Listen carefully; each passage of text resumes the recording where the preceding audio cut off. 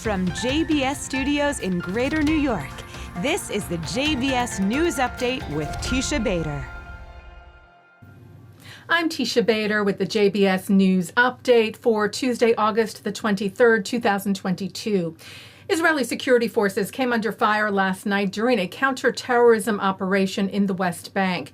The IDF tweeted that the soldiers of the IDF, the Shin Bet, and the Magav operated tonight throughout the Judea and Samaria division, as well as other areas, arrested 5 wanted persons suspected of involvement in terrorist activities. During the operation of the forces in the city of Tubas, Palestinians threw stones, threw Molotov cocktails, and shot at the forces. There were no injuries.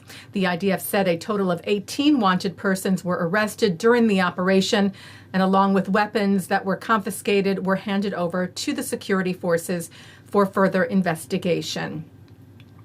And in Gaza today, a deadly explosion was reported. The IDF international spokesperson, Lieutenant Colonel Richard Hecht, said that another tragedy in the Gaza Strip today, weapons stored unsafely in the house of a member of a Palestinian terrorist group exploded and killed a young child in the vicinity. These, he said, are the sad consequences of militarizing civilian areas for terrorist activity. A flight out of Ben Gurion Airport overnight last night became the first ever Israeli commercial flight allowed to fly over Saudi airspace to a non-Gulf country. The Times of Israel reported that Arkia flight IZ611 departed after midnight. Chief pilot Dean Gal saying tonight an Arkia plane will become the first Israeli licensed plane to fly over Saudi Arabia, not to Dubai, but to the Seychelles.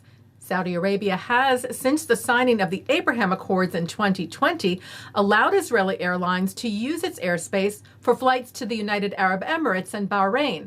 But a deal reached last month, brokered by the United States, now extends that permission beyond those limits, a step that is seen as a sign of further normalization by the Saudis with Israel.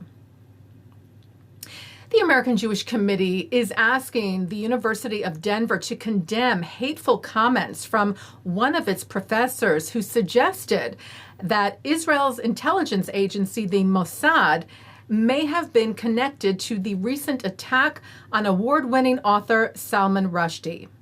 The Jerusalem Post reported that director of the Center for Middle East Studies at the school, Nader Hashemi, in discussing who was behind the attack against Rushdie, told the Iran podcast this weekend that one likely possibility was that the attacker was in communication with someone online who claimed to be an Islamic Revolutionary Guard Corps member or supporter and lured him into attacking Salman Rushdie, and saying that that online person could have been a Mossad operative, noting talks with Iran currently taking place and Israel's strong opposition to a return to the Iran deal. Hashemi said, "I think that's one possible interpretation and scenario that could explain the timing of this at this moment during these sensitive political discussions related to Iran's nuclear program." The AJC called the baseless allegation utterly ludicrous, tweeting, "This charge echoes ancient blood libels and reeks of antisemitism." Ben & Jerry's latest effort to stop its ice cream from being sold in the West Bank was rejected. If you recall, just over a year ago, Ben & Jerry's announced that it would stop selling its products in the West Bank. Its parent company, Unilever, earlier this year, though, sold Ben & Jerry's Israel to local licensee Avi Zinger, allowing the product to be sold without such boycotts or limits. Ben & Jerry's then sued Unilever, saying that the sale to Zinger violated the agreement under which Ben & Jerry's was sold to Unilever. But Reuters reports that Manhattan Judge Andrew Carter said that Ben & Jerry's failed to show that the Unilever sale to Zinger would harm its social mission or confuse its customers. For example, if Zinger offered new products with messages that might conflict with Ben & Jerry's mission. But the judge said that this was too speculative on Ben & Jerry's part, writing Ben & Jerry's has offered no evidence of such confusion or the impact of the alleged confusion, and noting that products sold by Zinger would use Hebrew and Arabic trademarks not English. Well, Israeli researchers have discovered a way to detect food rot, which could have a major impact on food insecurity and hunger around the world. Israel's foreign ministry noted that half of all the world's harvested food is lost due to rot caused by microorganisms.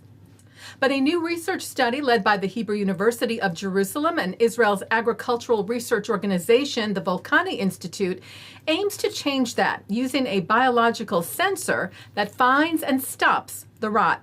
Hebrew U's Dr. Doreen Harpaz said the biological sensor can be used to quickly and economically identify hidden rot in potatoes, a major exporter for Israel, facilitate better post-harvest management, and reduce food wastage, particularly important given the current global food crisis.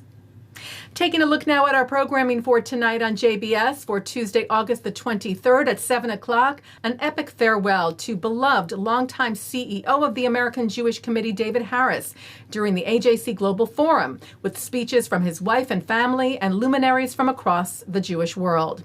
At 9, part 2 of Mark Golub Sit Down with Rabbi Aryah Katzin on L'chaim. At 10, we hear from now former Chief Rabbi of Moscow, Pinchas Goldschmidt, on European antisemitism. And coming up next, it's the ILTV's Insider. And that's the JBS News Update for Tuesday, August the 23rd, 2022. I'm Teisha Bader. Stay healthy, stay well.